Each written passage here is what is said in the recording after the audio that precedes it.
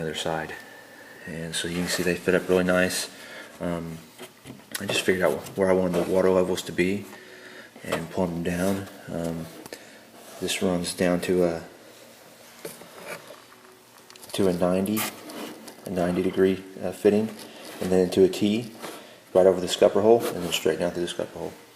So both your water levels can drain out of the same hole, and like I showed you, it's just as simple as removing one cap and putting it in the other spot, and you're set. Rod holders. Like I mentioned before, I went a little bit overkill on those, and the reason I did is because I hardly have anything in them. I've got just in the holders themselves, not counting the hardware, I've probably got $6 and all that.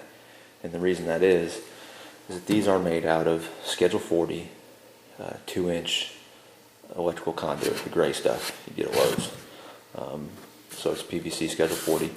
And how I got this shape that you see is I took my heat gun. You guys have heard me mention the heat gun. I'm a big fan of them.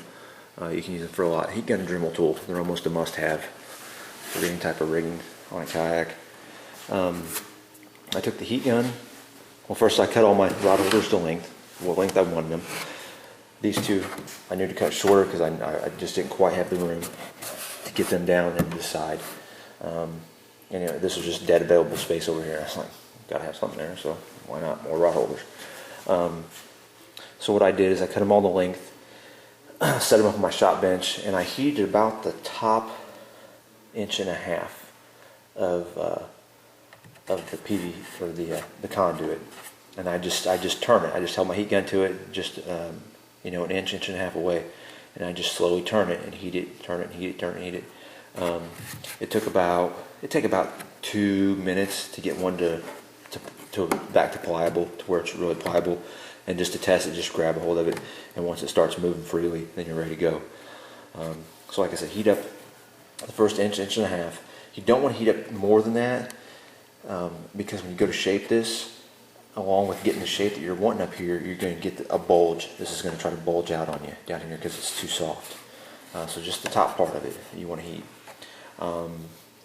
So the trick to getting your shape is take the wine bottle of your choice, whatever taper you like the looks of the best, and you're just going to shove it down in there after you heat it. You want to be fairly close to a cold water source. I used my deep sink. It was handy. So I just had to heat this up. I shoved the wine bottle in, and I held that wine bottle into the conduit and walked over to the deep sink and flipped the cold water on and just ran the cold water over it, and within seconds it started to where it's not going to move again. But what you do want to do is you want to keep that cold water running on it until, to touch, you cannot feel any more heat coming out of it. Once you're to that point, then it's cooled completely and it's not going to move again. So you just want to keep that cold water on it until you can't feel any more heat coming out of the plastic. So yeah, that's the wine bottle custom rod holder, and the grooves. Again, I drilled my holes for my hardware, and then I dremeled down to the holes, and then just shaped them up with the grinding bit on the Dremel tool, and got a nice shape on all of those. That's about it on the bait tank. I know there's a lot of bait tank ideas out there. This is just my take on it.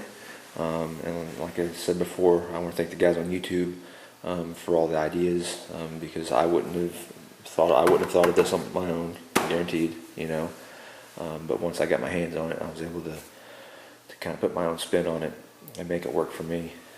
And you can see it's not bunging in right now, so it just lifts out, and I got a little bit of paint loss there, that's from coming in and out of the kayak, no big deal.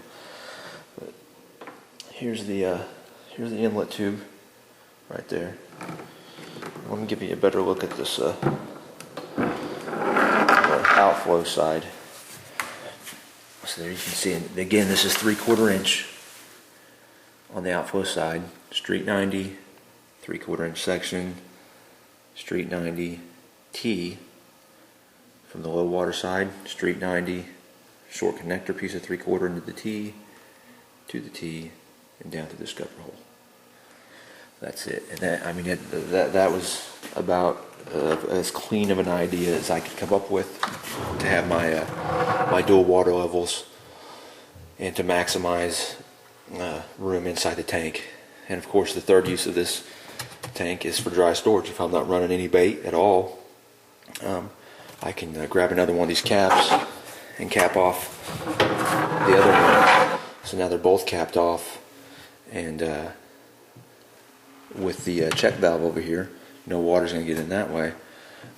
You've got dry storage. You can cram it full of clothes or food, ice and beer, whatever, you know, and it's set. Appreciate you guys. Like I said, keep all the ideas coming, because I'm learning a lot from you guys on YouTube, and hopefully somebody else can learn from some of the things I've done with the trailer and the bait tank, and just different things I've done in the kayak. Next project, rod holders on the front. I've got them in. They came in today, so we're going to do a little step-by-step install on those. So I got some nice ramrod setups we're going to be putting on the front there. See ya.